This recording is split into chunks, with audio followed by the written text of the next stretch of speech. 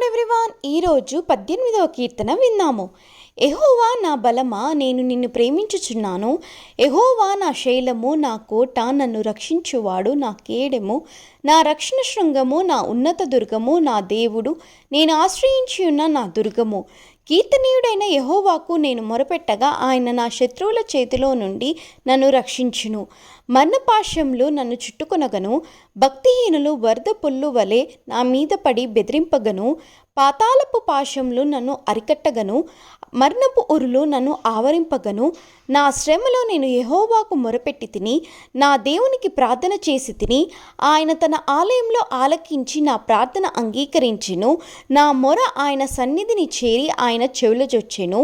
అప్పుడు భూమి కంపించి అదిరెను, పర్వతముల పునాదులు వణికెను.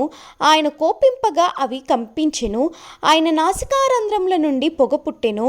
ఆయన నోటి నుండి అగ్ని వచ్చి దహించెను. నిప్పు కణములు రాజబెట్టెను. మేఘములను వంచి ఆయన వచ్చెను.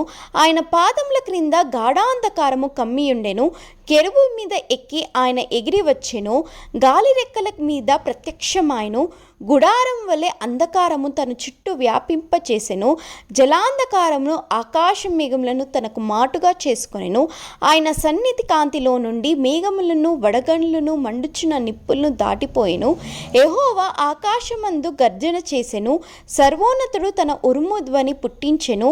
వడగండ్లను మండుచున్న నిప్పులను రాలెను.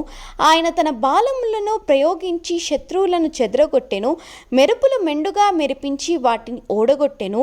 యెహోవా, నీ నాసికారంధ్రంలో ఊపిరిని నీ ఒడిగా విడువగా, నీ గంధింపునకు ప్రవాహంలో అడుగు భాగములు కనబడెను. భూమి పునాదులు బయలుపడెను. ఉన్నత స్థలం నుండి నీ చెయ్యి చాపి ఆయన నన్ను పట్టుకొనెను. నన్ను పట్టుకొని మహా జలరాశుల్లో నుండి తీసెను.